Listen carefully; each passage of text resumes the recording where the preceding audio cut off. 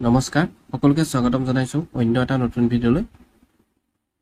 আজি ভিডিঅৰ প্ৰথম কোৱেশ্চনটো হ'ল অসমৰ উত্তৰ দিশত কোনখন ৰাজ্য অৱস্থিত উত্তৰটো হ'ব অপচন ডি অৰুণাচল প্ৰদেশ অসমৰ উত্তৰ দিশত অৰুণাচল প্ৰদেশ ৰাজ্যখন অৱস্থিত নেক্সট কোৱেশ্চন কোনখন জিলাক অসমৰ পৰা পৃথক কৰি 1947 চনত পাকিস্তানক দিয়া হৈছিল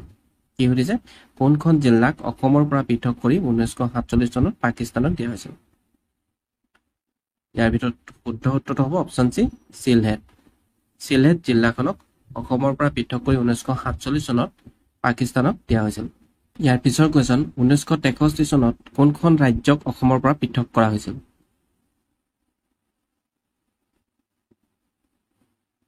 শুদ্ধ উত্তৰটো হ'ব অপচন এ নাগালেণ্ড 1963 চনত নাগালেণ্ড ৰাজ্যক অসমৰ পৰা পৃথক কৰা হৈছিল ইয়াৰ পিছৰ কোৱেশ্চন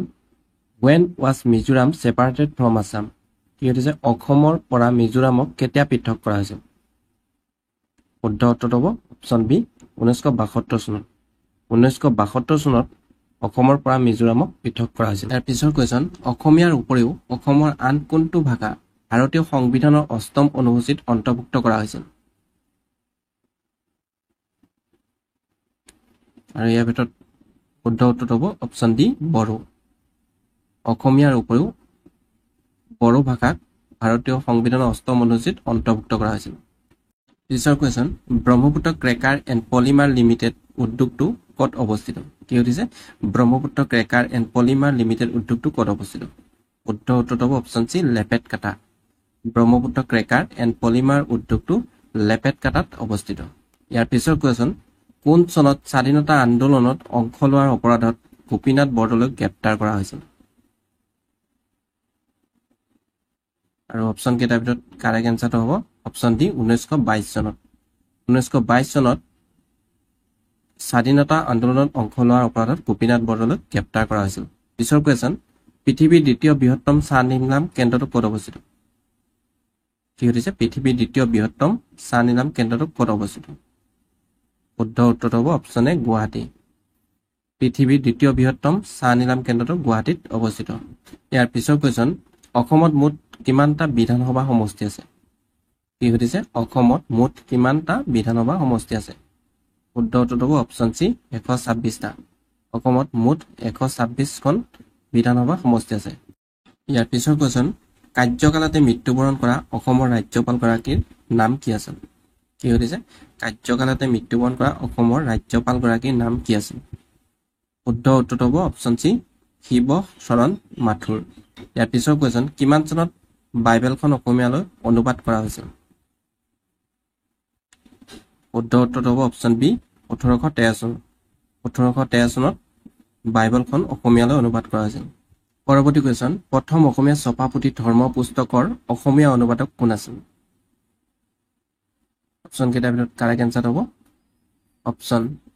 এ আত্মাৰাম শৰ্মা প্ৰথম অসমীয়া ছপাপুথি ধৰ্ম পুস্তকৰ অসমীয়া অনুবাদক আছিল আত্মাৰাম শৰ্মা তাৰ পিছৰ কোৱেশ্চন অসম উপত্যকা সাহিত্য বঁটা লাভ কৰা প্ৰথম ব্যক্তিজন কোন আছিল শুদ্ধ উত্তৰটো হ'ব option B Bhabendranath Saikia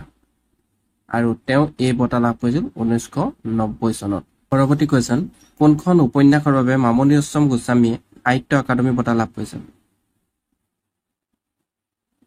option কেইটাৰ ভিতৰত কাৰেক্ট এনসাৰটো হ'ব অপচন এ মামৰে ধৰা তৰোৱাল উপন্যাসখনৰ বাবে মামণি ৰয়ছম গোস্বামীয়ে 1983 চনত এই বঁটা লাভ কৰিছিল ছৈয়দ আব্দুল মালিকে কিমান চনত শ্ৰীমন্ত শংকৰদেৱ বঁটা লাভ কৰিছিল কি হৈছে ছৈয়দ আব্দুল মালিকে কিমান চনত শ্ৰীমন্ত শংকৰদেৱ বঁটা লাভ কৰিছিল কাৰেক্ট এনসাৰটো হ'ব অপচন ডি 1999 চনত 1999 চনত ছৈয়দ আব্দুল মালিকে শ্ৰীমন্ত শংকৰদেৱ বঁটা লাভ কৰিছিল ইয়াৰ পিছৰ কোৱেশ্চন কোনখন গ্ৰন্থৰ বাবে ছৈয়দ আব্দুল মালিকে সাহিত্য একাডেমী বঁটা লাভ কৰিছিল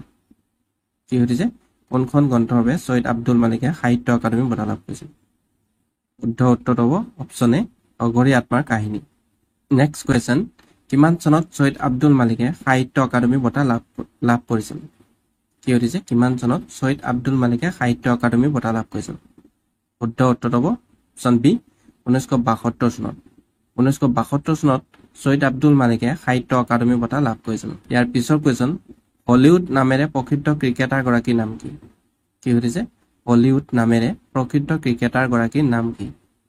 শুদ্ধ উত্তৰ হ'ব অপচন এ ছেন বাৰ্ন ইয়াৰ পিছৰ কোৱেশ্চন মংগল পাণ্ডেক কেতিয়া ফাঁচি দিয়া হৈছিল when was Mangal Pandey hanged শুদ্ধ উত্তৰ হ'ব 8 এপ্ৰিল 1857 চন 8 এপ্ৰিল 1857 চনত মংগল পাণ্ডেক ফাঁচি দিয়া হৈছিল নেক্সট কোৱেশ্চন লোকসভালৈ ভাৰতৰ ৰাষ্ট্ৰপতি কিমানজন সদস্যক মনোনীত কৰে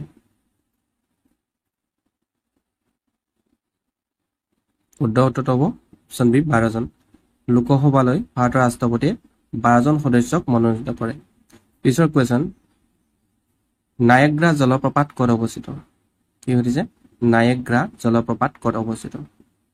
শুদ্ধ অপচন হ'ব option B New York next question who was the first Assamese governor প্ৰথম অসমীয়া ৰাজ্যপাল গৰাকী কোন আছিল শুদ্ধ উত্তৰ হ'ব অপচন এ বিষ্ণুৰাম মেধি প্ৰথম অসমীয়া ৰাজ্যপাল গৰাকী আছিল বিষ্ণুৰাম মেধি পৰৱৰ্তী কোৱেশ্চন ভাৰতৰ প্ৰথম ৰাজনৈতিক দলটোৰ নাম কি কি হৈছে ভাৰতৰ প্ৰথম ৰাজনৈতিক দলটোৰ নাম কি আছিল শুদ্ধ উত্তৰ হ'ব অপচন এ ভাৰতীয় জাতীয় কংগ্ৰেছ ভাৰতীয় জাতীয় কংগ্ৰেছ আছিল ভাৰতৰ প্ৰথম ৰাজনৈতিক দল কোৱেশ্চন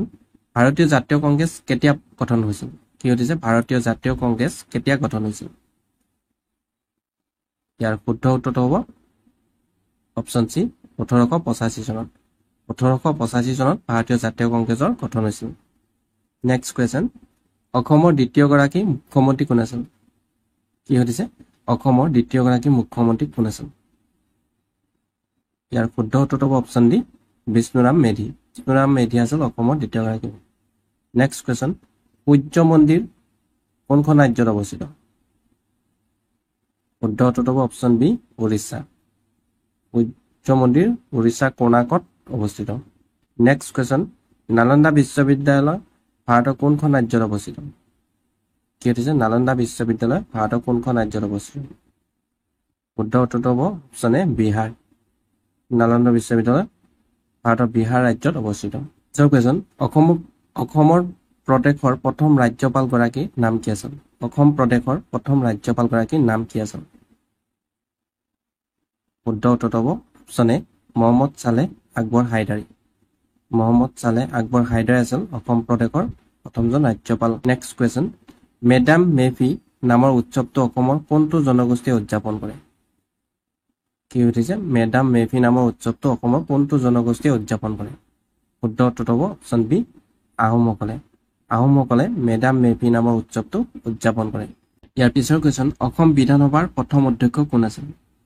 কি হৈছে অসম বিধানসভাৰ প্ৰথম অধ্যক্ষ কোন আছিল শুদ্ধ উত্তৰটো হ'ব অপচন সি বসন্ত কুমাৰ দাস আছিল অসম বিধানসভাৰ প্ৰথমজন অধ্যক্ষ পিছৰ কোৱেশ্চন কোচ ৰাজ্য কেতিয়া বিভক্ত হৈছিল শুদ্ধ উত্তৰটো হ'ব অপচন ডি 1587 খ্ৰীষ্টাব্দত 1587 খ্ৰীষ্টাব্দত কোচ ৰাজ্য বিভক্ত হৈছিল ইয়াৰ পিছৰ কোৱেশ্চন প্ৰথম কমনৱেলথ গেমছ ক'ত কেতিয়া অনুষ্ঠিত হৈছিল শুদ্ধ উত্তৰটো হ'ব অপচন এ হেমিল্টন 1930 চনত অনুষ্ঠিত হৈছিল হেমিল্টনত 1930 চনত অনুষ্ঠিত হৈছিল নেক্সট কোৱেশ্চন বিশ্বৰ ভিতৰতে সৰ্বাধিক কফি উৎপাদন দেশখনৰ নাম কি শুদ্ধ উত্তৰটো হ'ব অপচন এ ব্ৰাজিল বিশ্বৰ ভিতৰত সৰ্বাধিক কফি উৎপাদন কৰা দেশখনৰ নাম হ'ল ব্ৰাজিল নেক্সট কোৱেশ্চন ভাৰতৰ সৰ্বাধিক কফি উৎপাদক ৰাজ্যখনৰ নাম কি কি হৈছে ভাৰতৰ সৰ্বাধিক কফি উৎপাদক ৰাজ্যখনৰ নাম কি অপচন কেইটাৰ ভিতৰত কাৰেক্ট এনসাৰ হ'ব অপচন সি কৰ্ণাটক ভাৰতৰ সৰ্বাধিক কফি উৎপাদন কৰা ৰাজ্যখনৰ নাম হ'ল কৰ্ণাটক পিছৰ কোৱেশ্চন AFC চেম্পিয়ন লীগত অংশগ্ৰহণ কৰা প্ৰথম ভাৰতীয় ফুটবল ক্লাবটোৰ নাম কি কি হৈছে AFC চেম্পিয়ন লীগত অংশগ্ৰহণ কৰা প্ৰথম ভাৰতীয় ফুটবল ক্লাবটোৰ নাম কি শুদ্ধ উত্তৰটো হ'ব অপচন এ FC গোৱা ইয়াৰ পিছৰ কোৱেশ্চন কিমান চনত ভাৰতে অলিম্পিকত প্ৰথমবাৰ অংশগ্ৰহণ কৰিছিল কি হৈছে কিমান চনত ভাৰতে অলিম্পিকত প্ৰথমবাৰ অংশগ্ৰহণ কৰিছিল ইয়াৰ শুদ্ধ উত্তৰটো হ'ব অপচন এ 1900 চনত 1900 চনত ভাৰতে অলিম্পিকত প্ৰথমবাৰ অংশগ্ৰহণ কৰিছিল ইয়াৰ পিছৰ কোৱেশ্চন 2023 চনৰ এছিয়ান গেমছ ক'ত অনুষ্ঠিত হৈছিল কি হৈছে 2023 চনৰ এছিয়ান গেমছ ক'ত অনুষ্ঠিত হৈছিল শুদ্ধ উত্তৰটো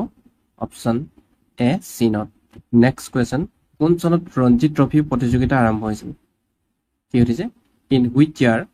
was the Ranji Trophy tournament started শুদ্ধ উত্তৰ হ'ব অপচন সি 1934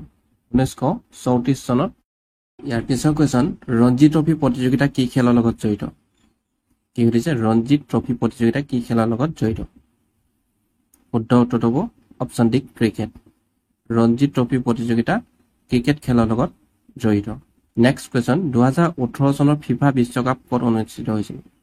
কি হৈছে 2018 চনৰ ফিফা বিশ্বকাপ ক'ত অনুষ্ঠিত হৈছিল ইয়াৰ শুদ্ধ উত্তৰটো হ'ব অপচন এ ৰাছিয়া 2018 চনৰ ফিফা বিশ্বকাপ ৰাছিয়াত অনুষ্ঠিত হৈছিল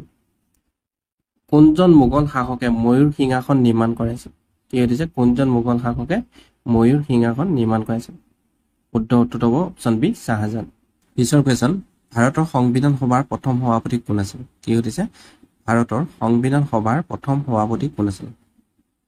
আৰু ইয়াৰ ভিতৰত কাৰেক্ট এনসাৰটো হ'ব option D doctor Sachchidananda Sinha doctor Sachchidananda Sinha আছিল ভাৰতীয় সংবিধান সভাৰ প্ৰথমজন সভাপতি ইয়াৰ পিছৰ কোৱেশ্চন গুৱাহাটী বিশ্ববিদ্যালয়ৰ প্ৰথমজন উপাচাৰ্য কোন আছিল কি হৈছে গুৱাহাটী বিশ্ববিদ্যালয়ৰ প্ৰথমজন উপাচাৰ্য কোন আছিল ইয়াৰ কাৰেক্ট এনসাৰটো হ'ব অপচন সি কৃষ্ণকান্ত সন্দিকৈ কৃষ্ণকান্ত সন্দিকৈ আছিল গুৱাহাটী বিশ্ববিদ্যালয়ৰ প্ৰথমজন উপাচাৰ্য ইয়াৰ পিছৰ কোৱেশ্চন পৃথিৱীৰ সৰ্বাধিক ভূমিকম্প হোৱা দেশখনৰ নাম কি কি হৈছে পৃথিৱীৰ সৰ্বাধিক ভূমিকম্প হোৱা দেশখনৰ নাম কি শুদ্ধ উত্তৰটো হ'ব অপচন এ জাপান পৃথিৱীৰ সৰ্বাধিক ভূমিকম্প হোৱা দেশখনৰ নাম হ'ল জাপান পিছৰ কোৱেশ্চন প্ৰথম ভাৰতীয় চলচ্চিত্ৰ পৰিচালক কোন আছিল who was the first Indian film director ইয়াৰ কাৰেক্ট এনসাৰটো হ'ব অপচন ডি দাদা সাহেব ফালকে আছিল প্ৰথম ভাৰতীয় next question what is the name of the first gurdwara in Assam অসমৰ প্ৰথমটো গুৰুদ্বাৰৰ নাম কি আছিল শুদ্ধ উত্তৰটো হ'ব option D Shri Guru Tegh Bahadur Sahib Shri Guru Tegh Bahadur Sahib next question where is the first Gurudwar of Assam located অসমৰ প্ৰথমটো গুৰুদ্বাৰ ক'ত অৱস্থিত ইয়াৰ শুদ্ধ উত্তৰটো হ'ব অপচন বি ধুবুৰী অসমৰ প্ৰথমটো গুৰুদ্বাৰ ধুবুৰীত অৱস্থিত পিছৰ কোৱেশ্চন মাউণ্ট এভাৰেষ্ট আৰোহণ কৰা প্ৰথমজন অসমীয়া কোন আছিল কি হৈছে মাউণ্ট এভাৰেষ্ট আৰোহণ কৰা প্ৰথমজন অসমীয়া কোন আছিল ইয়াৰ পিছত কাৰেক্ট এনসাৰটো হ'ব অপচন বি তৰুণ শইকীয়া আছিল মাউণ্ট এভাৰেষ্ট আৰোহণ কৰা প্ৰথমজন অসমীয়া পিছৰ কোৱেশ্চন পৃথিৱীৰ আটাইতকৈ কম বসতিপূৰ্ণ নদীদ্বীপটোৰ নাম কি কি হৈছে পৃথিৱীৰ আটাইতকৈ কম বসতিপূৰ্ণ নদীদ্বীপটোৰ নাম কি ইয়াৰ ভিতৰত শুদ্ধ উত্তৰটো হ'ব অপচন এ ময়ূৰদ্বীপ বা উমানন্দ আটাইতকৈ কম বসতিপূৰ্ণ নদীদ্বীপ ইয়াৰ পিছৰ কোৱেশ্চন অসমৰ সৰ্বোচ্চ জলপ্ৰপাতৰ নাম কি কি হৈছে অসমৰ সৰ্বোচ্চ জলপ্ৰপাতৰ নাম কি শুদ্ধ উত্তৰটো হ'ব অপচন এ আকাশী গংগা অসমৰ সৰ্বোচ্চ জলপ্ৰপাতৰ নাম হ'ল আকাশী গংগা তাৰ পিছৰ কোৱেশ্চন অসমৰ আটাইতকৈ ডাঙৰ হ্ৰদটোৰ নাম কি কি হৈছে অসমৰ আটাইতকৈ ডাঙৰ হ্ৰদটোৰ নাম কি ইয়াৰ পিছত শুদ্ধ উত্তৰটো হ'ব অপচন ডি সোণবিল হ্ৰদ অসমৰ আটাইতকৈ ডাঙৰ হ্ৰদ তাৰ পিছৰ কোৱেশ্চন অসমৰ আটাইতকৈ ডাঙৰ পুখুৰীটোৰ নাম কি কি হৈছে what is the name of the largest pond in Assam শুদ্ধ উত্তৰটো হ'ব অপচন চি জয়সাগৰ পুখুৰী ইয়াৰ পিছৰ কোৱেশ্চন নাৰবাদৰ মুখ্য কাৰ্যালয় কোনখন চহৰত অৱস্থিত কি হৈছে in which city is the headquarter of NABARD located correct এনসাৰটো হ'ব অপচন বি মুম্বাই নাৰবাদৰ মুখ্য কাৰ্যালয় মুম্বাইত অৱস্থিত তাৰ পিছৰ কোৱেশ্চন ভাৰতৰ আটাইতকৈ পুৰণি চহৰখনৰ নাম কি what is the name of the oldest city in India correct এনসাৰটো হ'ব অপচন বি বাৰাণসী হ'ল ভাৰতৰ আটাইতকৈ পুৰণি চহৰ ইয়াৰ পিছৰ কোৱেশ্চন ক্ষেত্ৰফল অনুসৰি ভাৰতৰ দ্বিতীয় বৃহত্তম ৰাজ্য কোনখন কি হৈছে ক্ষেত্ৰফল অনুসৰি ভাৰতৰ দ্বিতীয় বৃহত্তম ৰাজ্য কোনখন